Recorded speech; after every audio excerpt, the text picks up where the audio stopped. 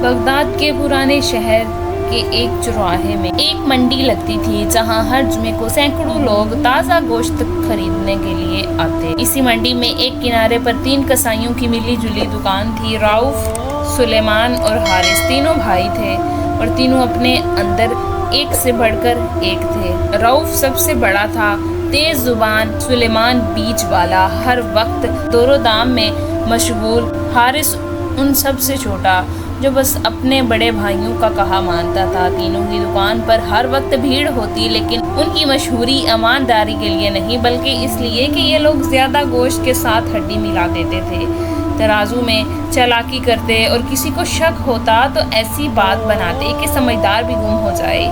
ایک دن صبح جب بازار کھل ہی رہا تھا، سلیمان نے حارث سے کہا، آج کچھ نیا لا کر بیچو، لوگ پرانی بکریوں سے بور ہو گئے ہیں۔ رؤف نے ہنس کر کہا، بس دیکھ لینا، آج ہم ایسی بکری لائیں گے کہ پورا شہر ہماری دکان پر رکے گا۔ اور پھر حارث ایک موڑ پر سے گزر رہا تھا تو اس کی نظر ایک عجیب بکری پر پڑی، چھوٹی سی، چمکدار آنکھوں والی، لیکن پوری طرح خاموش، نہ کوئی آواز، نہ کوئی چلانا، نہ بھاگنا، وہ بس ایک کونے میں بندھی ہوئی تھی جیسے کسی انتظار میں ہو۔ حارث اس کے پاس گیا اور مالک سے پوچھا، یہ کس کی بکری ہے؟ عورت نے کہا، یہ بکری میری بیٹی کی تھی، لیکن میری بیٹی کچھ مہینے پہلے گزر چکی ہے۔ یہ تب سے کچھ بولتی نہیں، کھاتی نہیں، چلتی نہیں، لیکن کچھ کہتی بھی نہیں۔ چاہو تو لے جاؤ، میں بیچنا نہیں چاہتی مگر اب سنبھال نہیں پا رہی۔ حارث نے بنا زیادہ سوچے اس بکری کو لے لیا اور لے جا کر دکان کے پیچھے باندھ دیا۔ اس دن تینوں بھائی اس بکری کا تماشا بنانا چاہتے تھے، اسے سجانا، لوگوں کے سامنے لانا اور مہنگا دام پانا چاہتے تھے، لیکن کسی کو یہ اندازہ نہیں تھا کہ اس خاموش بکری کے اندر ایک ایسی کہانی چھپی ہے جو کسی کا دل پلٹ سکتی ہے۔ صبح کی دھوپ منڈی کے اوپر پوری طرح پھیل چکی تھی۔ رؤف نے دکان کے آگے نیا رنگین کپڑا ٹانگا، سلیمان نے ترازو چمکایا اور حارث نے اس خاموش بکری کو لے کر ایک رسی سے کھینچتے ہوئے دکان کے سامنے لا کر کھڑا کر دیا۔ لوگ اکٹھا ہونے لگے جیسے بکری کبھی دیکھی ہی نہیں۔ ایک بوڑھے نے کہا، بالکل شانت، نہ میم نہ چیخ، نہ کوئی بھاگنے کی کوشش۔ ایک اور آدمی نے کہا حیرانگی سے، اس کی آنکھوں میں جھانکا۔ بکری کی آنکھیں اب بھی ویسی ہی تھیں، گہری شال اور درد سے بھری ہوئی۔ وہ سب دیکھ رہی تھی مگر کچھ کہہ نہیں رہی تھی، بنا بولے اس کی موجودگی لوگوں کے دلوں تک اتر رہی تھی۔ سلیمان نے دام لگانا شروع کیا، یہ بکری عام نہیں ہے، یہ طبیعت سے شانت ہے، نرمی سے پلی ہے اور گوشت میں بھی نرم ہوگی۔ 50 دن کی ہے، کوئی جھوٹ نہیں، کوئی بیماری نہیں، جو چاہے لے جائے مگر سستی نہیں ملے گی، رؤف نے مذاق میں کہا۔ اور اگر اسے جبر کرتے وقت بھی کچھ نہ بولا تو انعام ہم سے لے جانا۔ لوگ ہنسنے لگے لیکن بکری بس چپ رہی۔ اسی وقت ایک فقیر وہاں سے گزرا، سفید پرانے کپڑوں میں لپٹا ہوا تھا، ہاتھ میں لکڑی کی لاٹھی۔ اس نے بکری کو دیکھا، کچھ دیر اس کی آنکھوں میں جھانکا اور پھر تینوں بھائیوں سے کہا، اس بکری کو مت کاٹو، یہ بے زبان ہے لیکن اس کی خاموشی کے پیچھے کوئی درد چھپا ہے۔ اس نے غصے سے کہا، فقیر تو اپنا راستہ پکڑ، ہم نے پیسے لگائے ہیں، اب ہم گوشت نکالیں گے۔ اور بس فقیر مسکرایا۔ اکثر جو سب سے خاموش ہوتا ہے اسی کی چیخ سب سے اونچی ہوتی ہے۔ سوچ لو، جب یہ بکری بولے گی تو شاید تم سن نہ سکو۔ وہ چلا گیا لیکن اس کے الفاظ تینوں بھائیوں کے کانوں میں اٹک گئے۔ رات کو دکان بند کرنے کے بعد جب بکری کو پیچھے باندھا گیا تو پہلی بار حارث نے اسے سہلایا۔ بکری نے کوئی حرکت نہیں کی لیکن اس کی آنکھیں بھیگی ہوئی تھیں جیسے اس میں کوئی سیلاب دبا ہو جسے وہ خود بھی باہر نہیں لانا چاہتی تھی۔ حارث دیر تک اس کے پاس بیٹھا رہا۔ رؤف نے دیکھا تو ہنس کر کہا، اب تجھے بکریوں سے ہمدردی ہونے لگی؟ حارث نے دھیرے سے جواب دیا، معلوم نہیں کیوں مگر اس بکری کو دیکھ کر دل بھاری ہو جاتا ہے۔ سلیمان نے بات کو ٹالتے ہوئے کہا، صبح تک بیچ دیں گے اسے، پھر اگلی لے آئیں گے۔ مگر کسے پتا تھا کہ صبح ہونے سے پہلے ہی ایک ایسی بات سامنے آنے والی ہے جو تینوں بھائیوں کی سوچ کو جھنجھوڑ کر رکھ دے گی۔ اگلی صبح جب حارث سب سے پہلے دکان پر پہنچا تو دیکھا کہ بکری ویسے ہی ایک کونے میں بیٹھی ہے، نہ کھا رہی ہے نہ بلک رہی ہے، بس اتنا دور کہیں دیکھ رہی ہے جیسے کسی کا انتظار ہو۔ حارث نے چپ چاپ اس کے سامنے پانی رکھا۔ بکری نے ایک نظر اسے دیکھا مگر کوئی حرکت نہیں کی۔ اس کی آنکھوں میں عجیب سی چمک تھی، جیسے کچھ کہہ رہی ہو مگر زبان ساتھ نہ دے رہی ہو۔ اسی وقت بازار میں ہلچل مچ گئی۔ ایک عورت اپنے چھوٹے بیٹے کے ساتھ بھیڑ سے گزرتی ہوئی دکان کے پاس آئی اور بولی، بیٹا مشکل سے 10 سال کا ہو گیا ہے، آنکھیں لال، چہرے پر بے چین۔ چاچا کیا یہ بکری یہاں؟ بچے نے حارث سے سیدھا سوال کیا۔ حارث چونکا۔ کون بکری؟ بچے نے کانپتی ہوئی آواز سے اس خاموش بکری کی طرف اشارہ کیا کہ میری بہن کی بکری ہے، اب وہ اس دنیا میں نہیں مگر یہ بکری اس کے ساتھ ہر وقت رہتی تھی۔ جب وہ بیمار تھی تو یہی اس کے پاس لیٹتی تھی، جب وہ دنیا سے گئی تب سے یہ نہ بولی ہے نہ ہلی ہے۔ امی نے مجبوری میں اسے دے دیا تھا مگر اب ہمیں یہ چاہیے، ہم اسے کسی اور کے ہاتھ سے مرتے نہیں دیکھ سکتے۔ بچے کی آنکھوں سے آنسو ٹپک پڑے اور سلیمان اب تک دکان پر آ چکے تھے۔ سلیمان نے جھلجھلا کر کہا، بیٹا آپ کی نہیں ہماری ہے، ہم نے پیسے دیے ہیں بیٹا، اب پیچھے ہٹنا مشکل ہے۔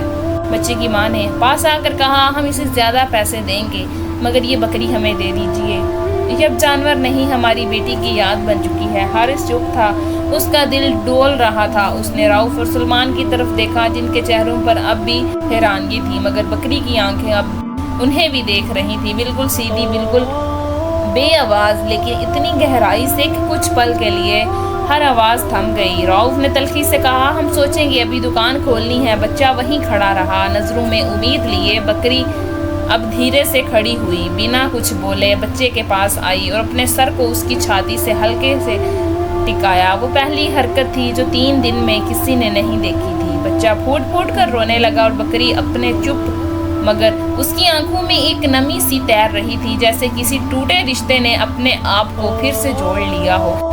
حارث اب جو چپ نہیں رہ سکا، رؤف بھائی، سلیمان بھائی، میں اس بکری کو واپس کر رہا ہوں، چاہو تو میری مزدوری کاٹ لو مگر میں اس جانور کو نہیں مار سکتا۔ غصے میں پلٹا مگر تب بھی سلیمان نے اس کا کاندھا پکڑ لیا۔ رہنے دے بھائی، ہم نے بہت گوشت بیچا ہے، آج شاید ایک جان چھوڑ کر کچھ اور مل جائے۔ تینوں کھڑے رہے اور ان کے سامنے ایک بے زبان جانور جو پہلی بار بنا کچھ بولے سب کچھ کہہ گیا۔ بکری کو واپس جاتے ہوئے حارث دور دور تک دیکھتا رہا، بچہ اس کی رسی تھامے ہوئے تھا۔ بکری رہی شانت مگر اس کی چال میں اب ایک بھروسہ تھا، جیسے وہ جانتی ہو کہ اب اسے کوئی جدا نہیں کرے گا۔ تینوں بھائیوں نے اس دن دکان کھولی تو خاموشی کچھ زیادہ ہی تھی۔ رؤف نے جلدی جلدی دوسرے جانوروں کا حساب لگایا، سلیمان ترازو میں مشغول رہا، حارث پہلی بار اپنے کام سے الگ تھلگ بیٹھا رہا۔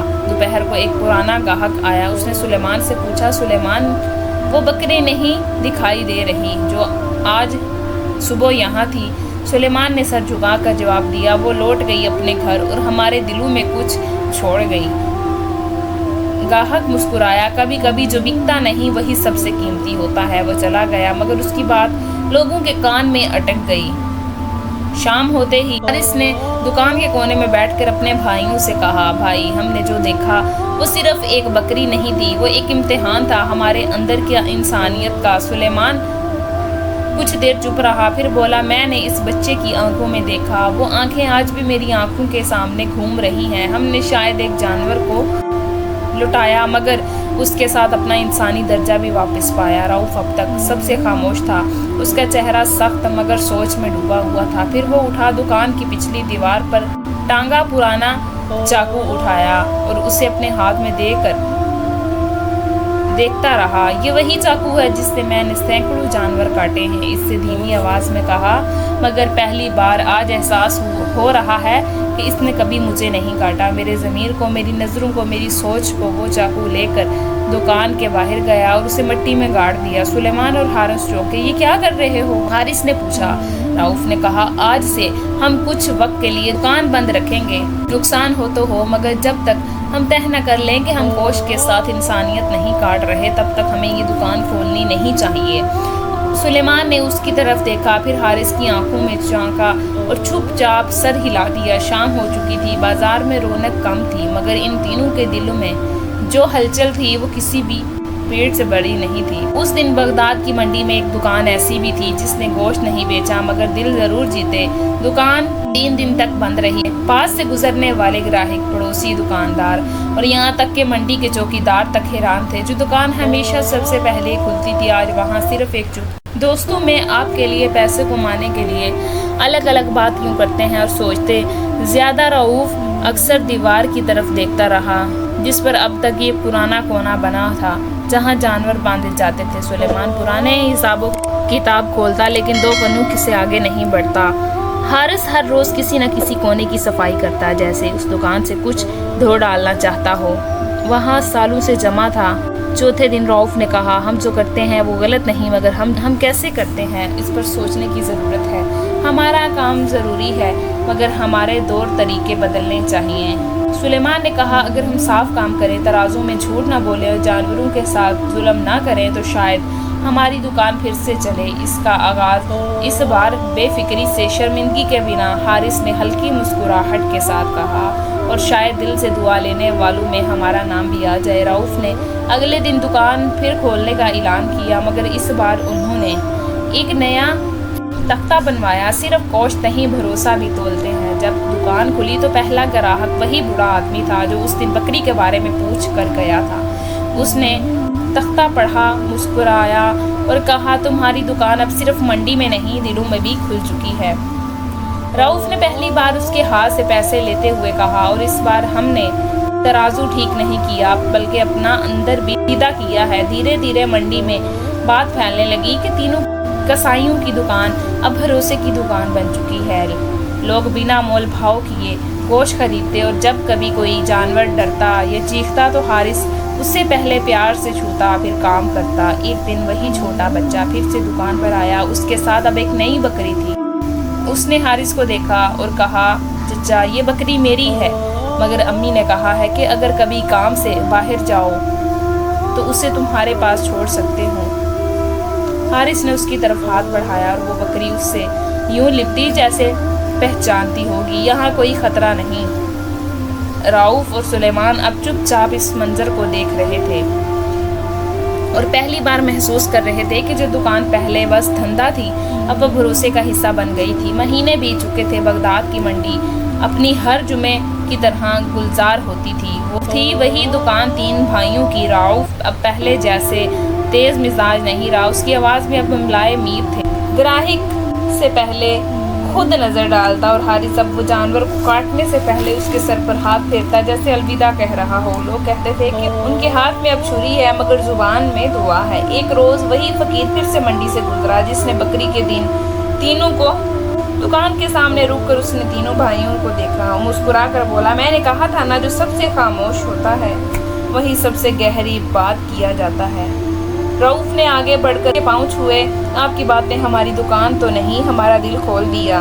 फकीर ने दुकान की दीवार पर की तरफ देखा जहां अब एक लकड़ी की तख्ती खड़ी थी। हर जानवर अल्लाह की इमानत है, हम सिर्फ उसका जरिया हैं। साफ नीयत, साफ तराजू। उस दिन एक छोटा बच्चा अपनी बकरी को साथ लेकर आया, वही जिसने बकरी वापस ली थी। अब बकरी बड़ी हो चुकी थी मगर जब उसने हारिस को देखा तो दौड़कर उसके पास चली आई। बच्चे ने हंसते हुए कहा, ये आज भी आपको नहीं भूली जैसे आपने उसे नहीं भुलाया। हारिस ने बकरी के सर पर हाथ फेरा और कहा, कभी कभी एक जानवर इंसान को वो सिखा देता है जो इंसान को नहीं सिखा पाता।